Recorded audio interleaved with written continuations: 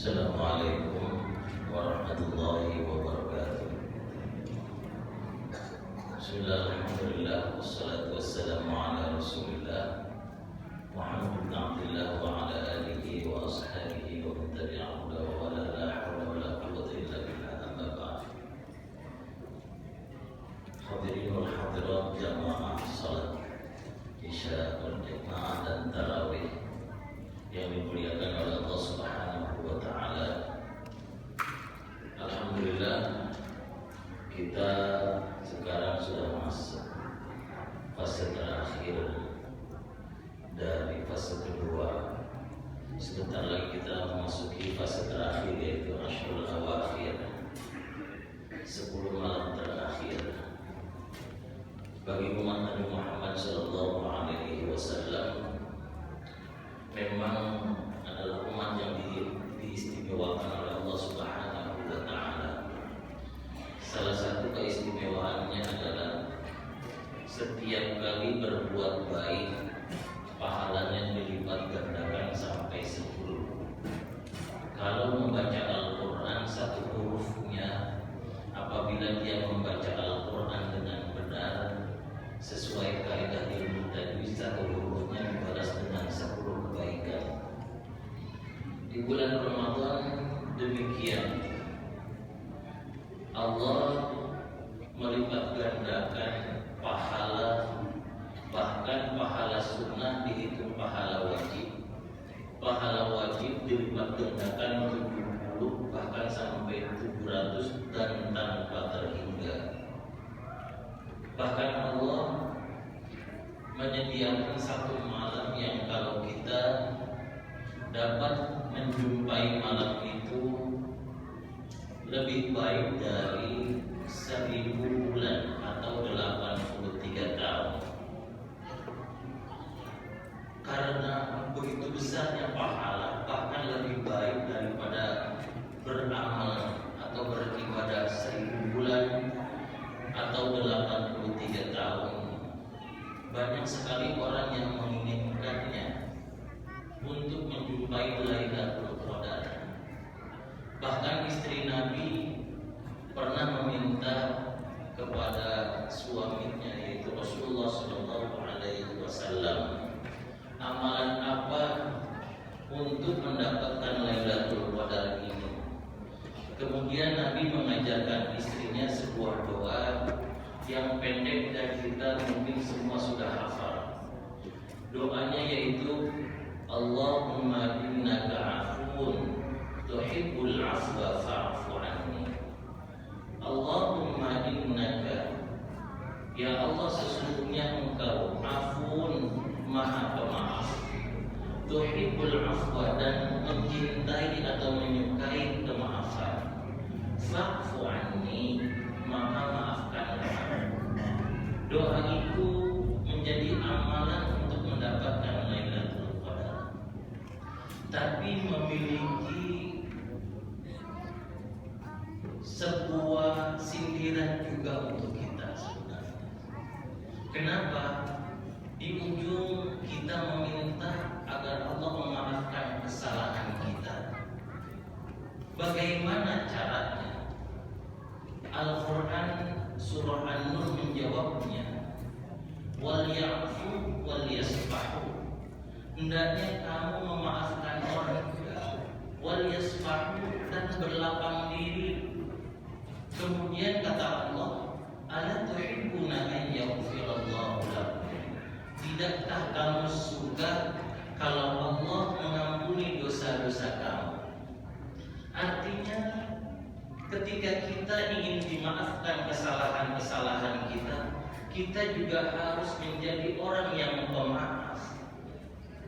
Sebab nuzul ayat ini adalah ketika Sayyidina Abu Bakar mengetahui salah seorang yang menyebarkan, kalau sekarang beritahu, tentang anaknya, yaitu Siti Aisyah radhiyallahu anha yang dituduh berselingkuh. Salah satu yang menyebarkannya adalah saudaranya, orang miskin, dan dijamin kehidupannya oleh Sayyidina Abu Bakar radhiyallahu anhu, yaitu Misbah. akhirnya Sayyidina Abu Bakar bersumpah tidak akan pernah mau membantu lagi saudaranya yang bernama Mistah itu. Kemudian turun ayat ini, ala tuhibbuna an yaghfirallahu lakum. Tidakkah kamu senang kalau Allah mengampuni dosa-dosa kamu? Caranya adalah dengan memaafkan dan melapang dada. Para bapak dan ibu yang dimuliakan oleh Allah Subhanahu wa taala. Apa bedanya kata al-ghafur dengan al-afu? Al-ghafur terambil dari kata-kata ghafar, al-afu dari afa. Ghafar artinya menutup. Ketika ada punya orang kesalahan kepada kita, tutup kesalahannya. Bahkan Nabi pernah bersabda, kalau ada aib orang, tutup dia. Kenapa? Karena Allah akan menutup aib orang itu nanti di akhirat. Man satara mu'minan satarallahu yaumal qiyamah. Siapa yang suka menutupi aib orang, maka dia akan ditutupi aibnya juga nanti di akhirat. Bukankah nanti di akhirat yauma yanzurul mar'u ma qaddamat yadah? Setiap kita ini akan melihat apa yang kita perbuat di dunia ini, dari hal yang kecil sampai yang besar, dari dosa yang kecil sampai yang besar akan dibuka, tapi hanya orang-orang yang suka menutupi aib saudaranya mungkin dia akan ditutupi aibnya. Kemudian afa artinya menghapus. Kalau menutupi mungkin masih ada sisa karena cuma ditutupi. Tapi Allah juga al-afu, bukan hanya zat yang menutupi aib kita, dosa kita, tetapi juga menghapus dosa kita. Takhallaqu bi akhlaqillah. Dalam sebuah hadis kita diperintahkan untuk berakhlak dengan akhlak Allah. Salah satu akhlak Allah adalah memaafkan kesalahan. Rasulullah pun adalah sosok yang maha pemaaf. Bagaimana beliau itu berdarah-darah ketika perang Uhud, sampai baju perangnya itu pecah dan pecahannya itu masuk ke dalam pipinya sehingga pipinya berdarah. Bahkan ada salah seorang sahabat yang memang ingin sekali mencabut pecahan baju perangnya itu yang ada di pipi Rasulullah. Akhirnya dicabut dengan giginya, bahkan giginya pun tanggal. Nah kemudian Rasulullah memanggil para sahabatnya, ya sahibal baqarah, ya sahibas sama, wahai yang hafal surah al-Baqarah. Dipanggil oleh Rasulullah, kemudian mereka membuat benteng. Tetapi sahabat yang lain sibuk mengambil harta rampasan perang karena menyangka waktu itu mereka sudah menang, dan akhirnya mereka pun jadi korban. Mereka terbunuh semuanya. Hanya beberapa sahabat yang selamat. Kemudian Rasulullah waktu itu akan marah. Kemudian turunlah ayat 159 dari surah Ali Imran. Sabima rahmatin minallahi lintalahu. Maka dengan rahmat Allah kamu berlaku lemah lembut kepada mereka. Walau kunta fadlan ghalidhal qalb. Kalau kamu keras hati dan berlaku kasar, dan fadlu min haulik, niscaya mereka akan lari dari sekelilingmu. Kemudian perintah Allah kepada Rasulullah apa? Fa'fu anhum. Maafkan mereka. Wastaghfir lahum, dan mohonkan ampun kepada Allah untuk mereka. Di sini perintahnya bukan hanya sekedar memaafkan kesalahan orang, tetapi juga kita diminta untuk berdoa kepada Allah agar orang-orang yang pernah menyakiti kita diampuni dosanya oleh Allah Subhanahu wa taala. Ini adalah akhlak yang luar biasa. Kita kadang-kadang membalas keburukan dengan keburukan. Ketika ada orang tidak mau menegur kita, kita pun tidak mau menegurnya. Ketika ada orang pelit kepada kita, kita lebih pelit lagi. Apakah boleh di dalam Islam seperti itu? Boleh. Itu namanya adil. Wa jazaa'u sayyi'atin sayyi'atun mithluha. Di dalam surah Asy-Syura ayat 40 kata Allah, balasan buat keburukan adalah keburukan yang semisal. Tetapi orang yang memiliki akhlak, dia selalu wa man 'afa